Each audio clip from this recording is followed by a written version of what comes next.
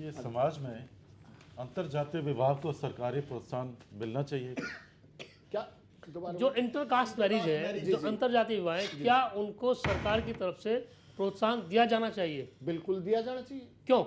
वो इसलिए कि जो हमारे सामाजिक ताना बाना है वो एक ऐसे उसमें हम रूढ़िवादिता होगी और उस रूढ़िवादिता में आके हमारा जो बच्चे हैं ना, हमने एक दूसरे में हम वो शंकाएं करते हैं, उसमें एक भाई नफरत की भावना हो जाती है। अब इंटरकास्ट मैरिज होने से एक तो एक दूसरे के संस्कार उसमें जाएंगे, दूसरे में समाज में आपस में ताना बाना ठीक रहेगा, तीसरा हम सौहार्द में और जो ये जाति प्रथा है ना उसको समाप्ति की ओर लेके आएंगे, और जो तीसरा हमारे जो आने वाली पीढ़ी है इससे भारतवर्ष का भला होगा। इंटरकास्ट और जैसा और एक जाति प्रथा और जब खाप पंचायतें डंडा लेके खड़ी होंगी तो क्या करोगे आप? नहीं, वो खाप पंचायतें का आप दूसरी तरीके से लिए उनका समझिए। देखो सर मैं सिर्फ सवाल ये है, इंटरकास्ट मैरिज के लिए अगर खाप पंचायत विरोध करेंगी और जो डंडा लेके खड़े होंगे तो आप विधायक के तौर पर कभी खाप पंचायत इंटरकास्ट के लिए वो नहीं करती सर। मैं एक्सप्लेन करना चाहूंगा। नहीं करती, मान लिया जज साहब मैं एक मिनट खाप पंचायत जब नहीं जब करती है विरोध खाप एक मिनट मैं एक बहुत बड़े पंचायती का बच्चा हूँ। माफ कीजिएगा, हमें वक्त का ख्याल रखना है क्योंकि मुकाबला बेहद सख्त है लेकिन दिलचस्प भी है, इसमें कोई दो राय नहीं। लेकिन सेशन लंबा है, हमें मालूम है दहिया साहब आप सबको एक ब्रेक की भी जरूरत है। अभी एक ब्रेक ले लेते हैं यहाँ पर छोटा सा। ब्रेक के बाद लौटेंगे तो राय हल्के के बाकी के 2 उम्मीदवारों को भी रखेंगे अपनी ज्यूरी की कसौटी पर। एक छोटा सा ब्रेक, जल्द वापसी होगी ऐसे खास मुकाबले के साथ।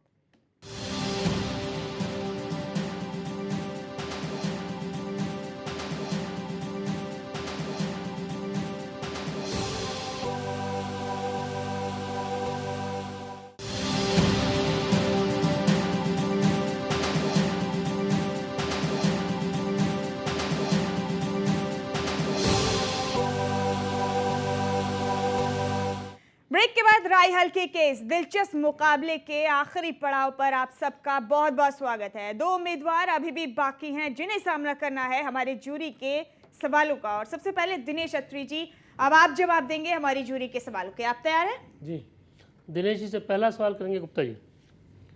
दिनेश जी आप बताइए, जैसे चर्चा में अभी एरिया की समस्याओं के बारे में जिक्र हुआ, तो आप अपने एरिया की 3 मुख्य समस्याएं बताइए और एक साथ में मेरा जवाब भूमि अधिग्रहण समस्या राई क्षेत्र में बहुत चर्चा में रहा है। बिल्कुल सर, अगर आप विधायक बन जाते हैं तो कैसे उसको समस्या का हल करोगे? जी जी बिल्कुल, आप सर बिल्कुल ठीक कह रहे हैं। हमारे राय विधानसभा क्षेत्र में सबसे जो बड़ी समस्या है, आज एक राय विधानसभा में 3 धरने किसानों के बैठे हैं क्योंकि किसानों के साथ बहुत बड़ा धोखा किया वर्तमान सरकार ने।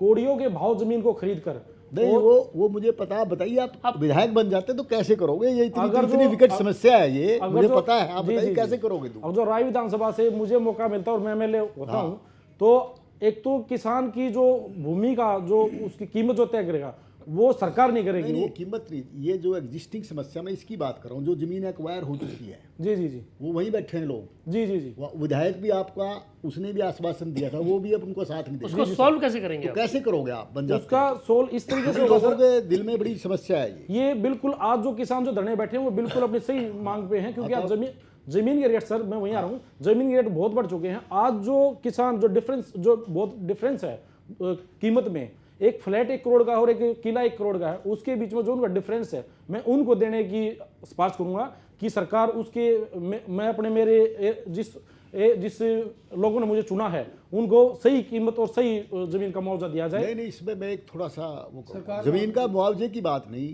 केवल मुआवजे की बात नहीं है, रिहेबिलिटेशन की बात है। वो बेचारे बेरोजगार हो गए सब, जैसे बताया था दैया जो समस्या है उनके पास तो कुछ रहा ही नहीं। अब उनको करोगे कैसे? क्या करोगे? कैसे रिहेबिलिट करोगे? नए बिल में उसकी प्रोविजन है। जी सर, तो आप विधायक बनोगे तो वो बात करो, पैसे की समस्या नहीं है वहाँ। कैसे करोगे उसको आप? उसको सर उसमें जो पर्टिकुलर जो इंडस्ट्रीज जिसके लिए वो जमीन अधिग्रहण की गई है और या फिर किसी प्राइवेट डेवलपर के लिए उसकी जो पैसा उसको दिया गया किसान को, उस किसान के पैसे के साथ साथ उसके जो इंडस्ट्री लगती है तो उसका उसमें भी हिस्सा होना चाहिए। परसेंटेज के लिए मैं अप्रोच करूंगा। और या कोई प्राइवेट बिल्डर वहाँ आता है तो मैं उसके लिए उस वहाँ पे एक बिल्डिंग, एक फ्लैट जो जिससे उसका रिहेबिलिटेशन या उसका आगे फ्यूचर के लिए उसके पास एक गुजारा भत्ता हम कहें या फिर उसका एक जिससे वो लाइफ सर्वाइव कर सके। ठीक है, ठीक है दिनेश जी। और दूसरे सवाल के लिए दीपक अरोड़ा जी आप दूसरा सवाल कीजिए। क्षेत्रवाद का हरियाणा में काफ़ी बोलबाला है। जी सर। सभी चौधर की बात करते हैं, जी सर। ये कितना सही है? देखिए सर, चौधर का जहाँ तक जो बात है वो बात बिल्कुल ठीक है कि चंद हाथों में ही मतलब हरियाणा की राजनीति सिमट के रह गई है। लेकिन अगर जो ये बात हम और आप दूर नहीं कर सकते, तो हर वोटर और हर चुने वाला आज जो टिकट जो मांगते हैं वो चापलूस तरीके से क्षेत्रवाद जो है, क्षेत्रवाद की अगर उसी टॉपिक में मैं सर आना चाहूँगा कि क्षेत्रवाद गलत है। क्षेत्रवाद की कोई दायरा नहीं होना चाहिए राजनीति में। अगर जो दायरा है तो उसको हमें तोड़ना पड़ेगा। कैसे तोड़ेंगे आप?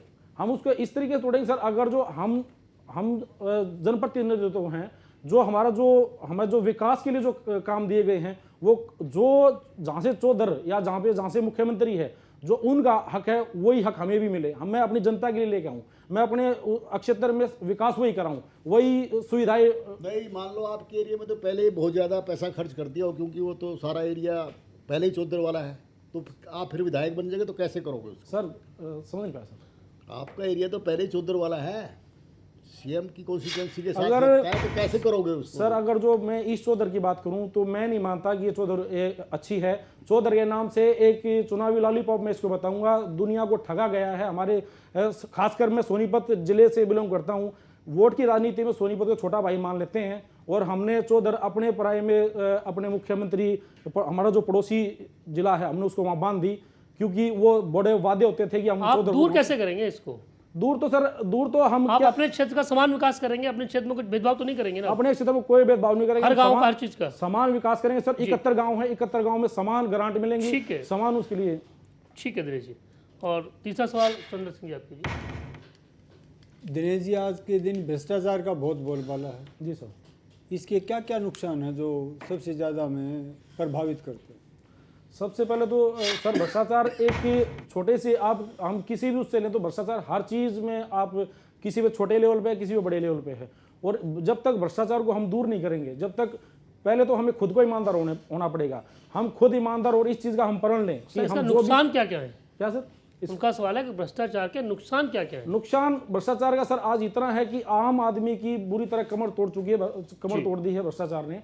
आज आम आदमी के लिए 2 वक्त का खाना भी मुहैया करना बड़ा मुश्किल हो गया है। वो बेचारा अगर जो 3 व्हीलर की मैं बात करूं, जो एक मेहनत मजदूरी करके कमाता है, वो दिन में 200 रुपये दिहाड़ी करता है, तो शाम को हो सकता है कि पुलिस वाले किसी चौक पे खड़े होकर उससे 500 रुपये ले लें। जब तक हम इनको खत्म नहीं करेंगे, जब तक हमें अपने बारे में ईमानदार होगा, खुद हमारे में इतनी विल पावर होनी चाहिए कि हम किसी इंसान का सामना उसके खिलाफ कंप्लेंट। और क्या नुकसान है भ्रष्टाचार का? और क्या नुकसान है? एक तो आपने बताया ना, और क्या है? इसकी ये विकास में भी बाधा है। एक जो विकास में बाधा है, जो हमारे जो सरकार की या जो केंद्र सरकार की जो सुविधाएं हैं उसके बीच में जो बैठे हैं, उसका पूरा एग्जैक्ट आम जनता तक नहीं पहुंच पाता। उसमें कमीशन खोरी और दलाली उसके बीच में आ जाती है, जिसके बीच में कि वो हमारे रेवेन्यू कलेक्शन में प्रॉब्लम होती है। हमारा जो एक आंकलन जो होता है वो पूरी तरह से हम और सरकार के मुलाजिम जो बैठे हैं वो पूरी तरह से नहीं कर पाते। और इसके जहाँ पर एक मैं कहता हूँ सबसे पहले एक इंसान को सब होने के लिए शिक्षा की जरूरत है। और आज शिक्षा में भी इतना भ्रष्टाचार व्याप्त है कि आज हम प्राइवेट राजनीतिक नेताओं की चापलूसी करके, और आज हम अपने क्षेत्र में ऐसे कॉलेज और स्कूल लेके आ चुके हैं, लेकिन वहाँ बच्चे नहीं हैं, कोरम करते हैं, सेटिंग से दिल्ली यूपी बिहार के स्टूडेंट भर्ती करते हैं, फीस ऐंठते हैं और एक बिजनेस चलाते हैं। तो मैं कहता हूँ कि शिक्षा के नाम पर भी इसमें बहुत बड़ा भ्रष्टाचार इसमें पर जो है। आज समाज का कोई भी अंग, कोई भी हिस्सा ऐसा नहीं है जो भ्रष्टाचार से प्रभावित ना हो। जी। और मैं चौथे और अंतिम सवाल पे आग्रह करूँगा अजय झा जी आपसे। दिनेश जी बताइए, आज राजनीति में सब कोई बात कर रहे हैं कि राजनीति में कुछ चेंजेस आने चाहिए, तो आपके हिसाब से क्या चेंजेस की ज़रूरत है? अगर है तो क्यों और कैसे? सर बिल्कुल ठीक है, आज राजनीति में चेंजेस है। राजनीति पहले जब आप और पुराने टाइम में देखें, हमारे दादा पापा के उसमें, तो हम सबसे जो एज्ड, जो सबसे बुजुर्ग आदमी होता था, हम उसको नेतृत्व देने की क्षमता करते थे। लेकिन मैं इससे विपक्ष सोचता हूँ। मैं सोचता हूँ कि आज जितना युवा वर्ग आगे बढ़ेगा, जितना युवा वर्ग लीड करेगा, क्योंकि मूलभूत परेशानियों से युवा वर्ग एक जनरेशन गैप बन जाता है। जो हमारे बड़े थे उनको उनके टाइम पर जो सुविधा थी उनको पता है, लेकिन आज की जो समस्याएं हैं उनसे वो पूरी तरह परिचित नहीं है। मैं कहूँगा अगर जो युवा को मौका मिलता है तो उसको पता है कि आज युवा के दिल में क्या दर्द है। आज उसको पता है कि हमारे समाज की बहन बेटियां किस दौर से गुजर रही हैं, आज उसको पता है कि बुजुर्गों का क्या मान सम्मान चाहिए, आज उनको पता है कि कौन सी क्या कानून व्यवस्था नहीं हमारे तो क्षेत्र युवा में को सामने लाने के लिए आप क्या ये करेंगे कि कोई उम्र सीमा बना दी जाए कि इसके ऊपर आप रिटायर हो जाएंगे, आपको चुनाव नहीं लड़ सकते हैं, ऐसे आप कुछ सर करेंगे? मैं अगर जो मुझे मौका मिले तो मैं देखूंगा कि 60 साल के बाद जैसे सरकार रिटायर कर देती है, रिटायर का मतलब ही मैं तो ये समझता हूँ कि उसकी वानप्रस्थ अवस्था शुरू हो जाती है। 60 साल के बाद मेरी भी 60 साल उम्र हो जाए तो मुझे भी आगे राजनीति करने का कोई हक नहीं है। तो 60 साल के बाद राजनीति में कोई नहीं आना चाहिए? नहीं आना चाहिए सर। मैं तो इस चीज़ के लिए मैं खुद का मेरा मानना है, क्योंकि सोच पुरानी हो जाती है और 60 साल से ऊपर जो खाली लोग हो जाएंगे वो तो 75 तो वो फिर वो और दिक्कत पैदा करेंगे। क्या सर? जो 60 साल पर जब खाली हो जाता है आदमी सर तो फिर तो बिल्कुल नकारा हो जाएगा। नहीं कुछ तो सर, नहीं पाएगा। वो उसके अपने लिए क्या काम होगा? वो अपने तजुर्बों को शेयर कर सकते हैं जी, अपने तजुर्बों को शेयर कर सकते हैं नौजवान पीढ़ी के लिए। ठीक है, थैंक यू। तो दिनेश अत्री जी चौथे उम्मीदवार जिन्होंने सामना किया हमारे जूरी के सवालों का, और अब महज एक ही उम्मीदवार बाकी हैं जो जवाब देंगे जूरी के सवालों के, जिनका नाम है अनिल गौड़। अनिल गौड़ साहब, आप तैयार हैं? जी जैसा अनिल जी से पहला सवाल करेंगे डॉक्टर जंगवाल। अनिल जी, गाँव की स्थिति कैसी है और आप अगर गांव को आदर्श गांव बनाना चाहते हैं तो उसके लिए आप क्या क्या करेंगे? कोई 3 चीज बता दीजिए उसकी। कोई 3-4 चीज़ें बता दीजिए। ये है सर, मैं भी गांव में ही रहता हूँ। जी, मैंने तो आपसे पूछा। बचपन से लेके और अब तक मैं गांव में ही रह रहा हूँ और गांव में बड़ी समस्याएं जी। हैं। जैसे गांव में पानी की निकासी नहीं है, पानी नालियों में भरा रहता है और गलियों में आ जाता है जी, जिससे आने जाने वालों को भी असुविधा होती है और इसलिए पानी की निकासी की समस्या को दूर करूँगा जी। और दूसरी है कि घर में यानी लाइट की प्रॉब्लम है गांव में, ज़्यादातर लाइटें कम आती है जी। तो गांव में पूरी कोशिश करूंगा कि 24 घंटे लाइट की व्यवस्था हो। अगर मैं एमएलए बन जाता हूं 24 घंटे लाइट का प्रबंध करूंगा। और तीसरी है ट्रांसपोर्टेशन की जी। तो जैसे गांव है तो शहर जिला दूर है, हर आदमी को अपने छोटे मोटे काम के लिए जिले पे जाना पड़ता है, शहर में जाना पड़ता पानी है। बिजली और कम्युनिकेशन करके आने तो नहीं। आदर्श गांव बन गया। नहीं उसके बता रहा हूँ सर मैं, बताइए, तो बताइए। उसके सब सुविधाएं होनी चाहिए जी। गांव में एक प्राइमरी हेल्थ सेंटर होना चाहिए हर गांव में, ताकि छोटी मोटी बीमारी के लिए सोनीपत जाना ना पड़े जी। तो इसलिए मैं हर गांव में एक डिस्पेंसरी जरूर खुलवाने का प्रयास करूंगा और पूरे इलाके में विधानसभा क्षेत्र में ग्रामीण हर छोटी मोटी बीमारी के लिए सोनीपत भागना पड़ जाता है।